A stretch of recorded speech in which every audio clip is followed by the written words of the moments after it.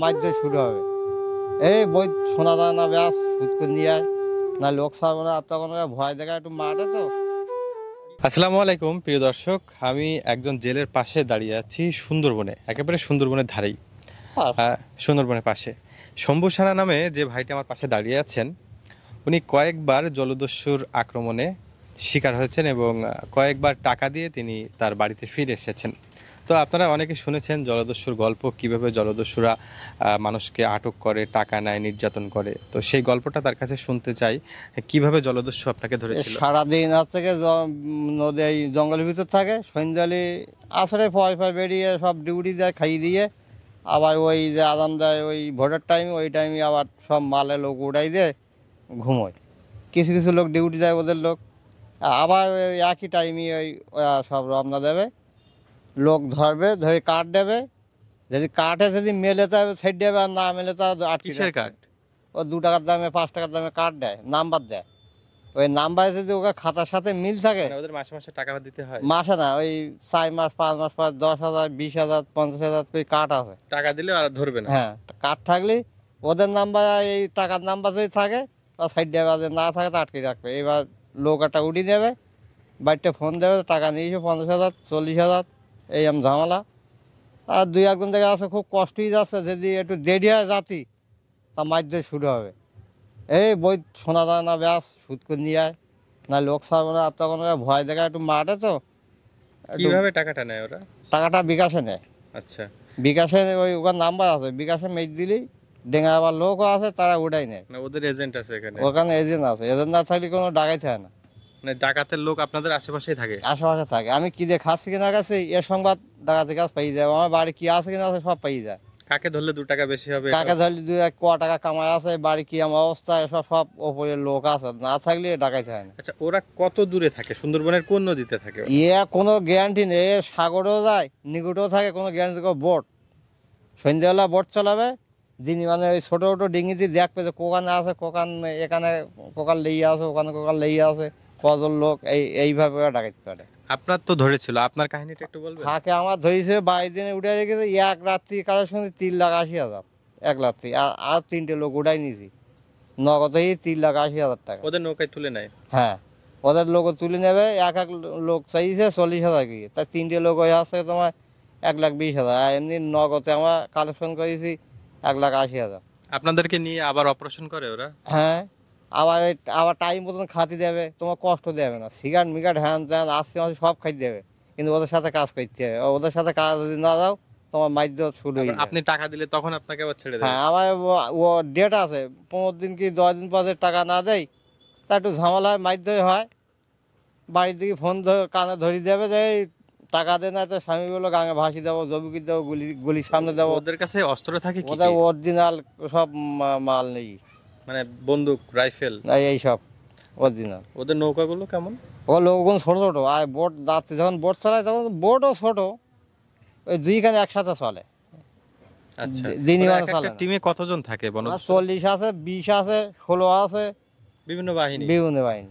তো এই বাহিনীগুলো যখন মানে বাড়িতে আসে, ওদের মূলত গ্রাম বা কোন কোন এলাকার বনদস্যু হয়ে থাকে? বিভিন্ন জায়গায় লোক, বিভিন্ন জায়গার লোক, আমার এলাকার লোক বেশি। কেন এ নদী খোলে পথ না চিনতে পারলি, টাউনেতে যেসব ছেলেগুলো আসে, একটা জঙ্গলের ভিতরে তো খাল ভালি চেনে না। আমি এই জায়গাতে মনে করি হরিণনগর যাবো কি ওই বুড়িগল্লি যাবো, এসব চেনার জন্য। স্থানীয়রা জড়িত থাকে? হ্যাঁ, এই চেনার জন্য আমাকে এখানে 2-4 জন থাকে, পথ চেনাবার জন্য।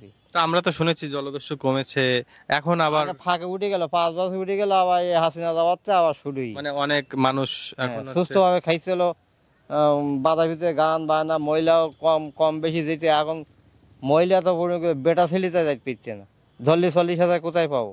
আর দিত গেলি সুদ করে টাকা দিতে হবে, তা সুদ করে দিলি একজন যদি 5,000 তা একজনে গা পড়ে। এই জঙ্গলের নিয়মটা আছে এই। আপনার বাবা কি এই মাছ ধরতো? এ বাবা ঠাকুর দাদা সব এই কাজে। আমার তখন কি জলদস্যু ছিল? জলদস্যু কোনো ছিল না আগে, মাছ প্রচুর মাছ হইতো। এখন একটু কম, কেন এখনও একটু কম হচ্ছে কেন, এখন আমাদের জেলিগা থেকে অন্যান্য বাহিনী মাছ মারতে লেগেছে মুসলমানেরা, খরিদ থেকে মাছ ধরতে লেগে সব হ্যাঁ, আগে শুধু জেলে সম্প্রদায় মাছ ধরতো, হ্যাঁ। এখন অন্যান্য মানুষ অন্য- মাছ ধরছে। এখন ডাল ছাড়া ভুজে আগে 10 কান হইতে এখন 20 কান, তা 20 কান লোকও 10 কান লোকও মারতে এখন 20। এই 20 মারার কারণে মাছ অনেক গুলো কমে গেছে। আর এখন তো 3 মাস বন্ধ আছে 3 মাছ মাস ধরা। বন্ধ আছে, তাও বন্ধ নেই, মানে ঘুষি চলছে, মানে 50 টাকা দিলে- ঘুষ দিয়ে চলছে, 5,000 10,000 ঘুষ দিলে চলছে তারা মাছ ধরতে পারছে। ধরতে। তো আপনার এই যে বনদস্যু বা জলদস্যু যাদেরকে বলা হয়, তারা আপনাকে ধরেছে, আপনাকে কয়বার ধরেছে? আমার তো হাসিনা থাকাকালীনই 10-15 বার ধরেছে। 10-15 বার? 10-15 বার। তাহলে কত লক্ষ টাকা দিয়েছেন মোট? 20,000 10,000 কোনো হিসেব নেই, যখন যা চেয়েছে দিয়ে? যখন যা চাইতে দিয়েছি। না দিলে তো মারবে। না দিই মানে একবার মাছ দিল খুব, তাতে আমার ডাক্তার দেখাতে ছিল। প্রচুর মারে না? হ্যাঁ, কিছু টাকা কম পড়ে গেল, মানে কম পড়ে গেলে বাড়ি আর ছিল না, সুদ তা মুক্তি নিয়ে। আপনার হচ্ছে এমন হয়নি যে যে দেখলেন ওখানে একজন আপনার পরিচিত ভাই, এরকম কেউ হয়নি? ওরকম কোনো দায়িত্ব না, যে দায়িত্ব করবে তাই গাড়িতে টাকা দিতে। পরিচিত মানুষ তো পেয়েছে? মানুষ হয় আমাদের এলাকায়, মানুষ আছে মুখের দিকে তাকাতাকি করে আছে, কোনো কারণ নেই, ওদের সাথে কথা বলে টাকা গায়ে করে নিতে হবে। আচ্ছা। আর গায়ে করে নিয়ে যদি না দিতে পারি তা তার জঙ্গলে যাওয়া হয় না। ওরা মূলত আপনাদেরকে জেলেদেরকে ধরে কি রাত্রে? রাত্রি ধরে বেশি, দিনে আনে কম। দিনে আনে দেখা যে খালের ভিতর থাকবে, সেই খালের ভিতরে যদি আমার যাওয়া পড়ে আমাদের আটকে দেবে। তো ওরা খায় কি, মানে ওদের ওরাই- চাল ডাল কিভাবে নিয়ে যায়?